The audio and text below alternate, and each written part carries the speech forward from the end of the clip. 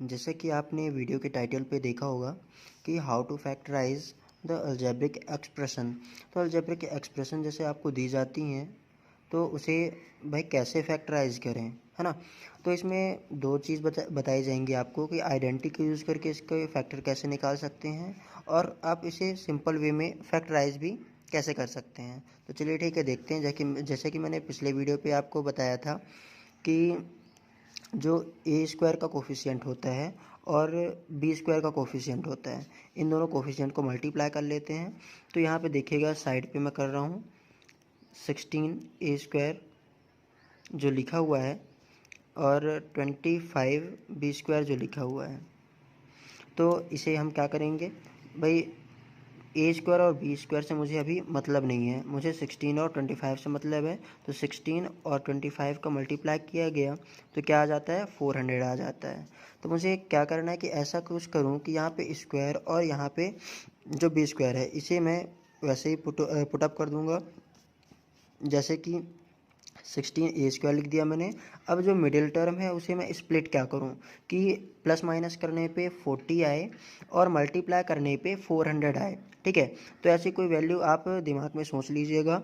सोचना क्या है, अब देखिए मैं डायरेक्टली लिख देता हूँ कि 20 ए बी मैं यहाँ पे लिख दूँ और 20 ए बी लिख दूँ। मतलब कि आप माइनस माइनस प्लस 20 प्लस 20 करेंगे तो कितना आएगा, 40 आएगा, है ना। तो और मल्टीप्लाई आप करेंगे तो कितना आता है, 400 आता है और ये आना ही चाहिए। ठीक है, तो इस तरह आपको कर लेना है प्लस में 25 बी स्क्वायर। अब क्या करना है, एक ये टर्म और एक ये टर्म मान के इन दोनों में से कॉमन लेना है। कॉमन क्या आ रहा है, जो भी कॉमन आ रहा है वो आप ले सकते हैं। यहाँ पे देखिए दोनों में 4 है, 4 4 जो 16, 4 5 जो 20 और ए दोनों में है तो ए कॉमन ले लिया गया। और क्या आ रहा है, 4 4 जा 16 और ए है माइनस 4 5 जा 20। यहाँ पे बी बस बचा, ए कॉमन ले लिया गया है। फिर यहाँ पे भी कॉमन लेना है, माइनस मैंने कॉमन लिया, यहाँ पे 5 कॉमन आ रहा है। तो 5 और ये जो बी है, बी कॉमन आ रहा है ना। तो यहाँ पे क्या आएगा, 4a माइनस बी। क्यों, 5 4 जो 20 A B minus minus plus 5 5 जो 25 बी स्क्वायर। अब देखिए इन दोनों टर्म पे ही हमको देखना है, कुछ वैल्यू सेम है। अब देखिए ये अगर सेम ना आए तो मान लीजिएगा कि ये क्वेश्चन हम गलत सॉल्व कर रहे हैं। तो सेम आ रही है तो हम इसे भी कॉमन ले लेते हैं, 4a माइनस 5b और 4a 4a माइनस पे 5b। ये सेम वैल्यू यहाँ पे आ गई है और यही हमारा आंसर होता है।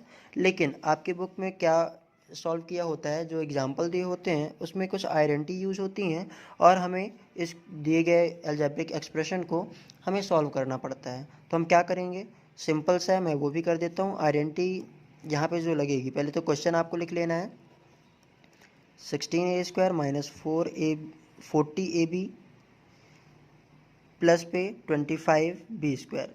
ठीक है, अब आप क्या बना सकते हो, 16 का मान लो ऐसे ही ये इस वाले टर्म को हमें क्या करना है कि किसी प्रकार से स्क्वायर में वैल्यू दिखे।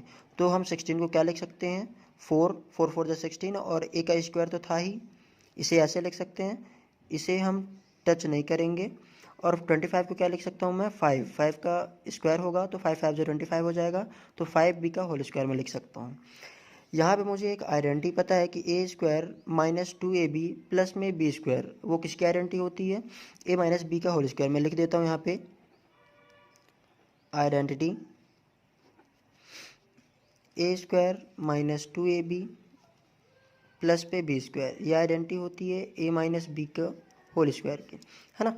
तो चलिए ठीक है, इसे भी सॉल्व करते हैं इसी वे में। यहाँ पे क्या आपको दिखा कि जो ए की वैल्यू है वो 4a है ना, और जो बी की वैल्यू है वो क्या है, 5b है। तो चलिए ठीक है, इसमें पुटअप करते हैं, ए स्क्वायर मतलब 4a का होल स्क्वायर माइनस पे 2ab। देखिए 2 है, ए की वैल्यू क्या है 4a, बी की वैल्यू क्या है 5b, तो यहाँ पे 5b आ गया। और प्लस पे बी स्क्वायर मतलब कि 5b का होल स्क्वायर। आपको ये यहाँ पे समझ में आ रहा होगा कि ये सेम एज वैल्यू आ रही है। देखिए इसका अगर हम ये 40ab जो स्प्लिट किया गया है 2ab में, तो आपका वही सेम 40ab आ गया होगा। 4 2 जा 8 और 8 5 जा 40 और a और b है तो a भी आ गया। तो हम इसे डायरेक्टली क्या लिख सकते हैं, ये किसकी आइडेंटिटी है, a माइनस बी के होल स्क्वायर की, तो 4a माइनस पे b मतलब 5b का होल स्क्वायर, इसे हम ये भी लिख सकते हैं।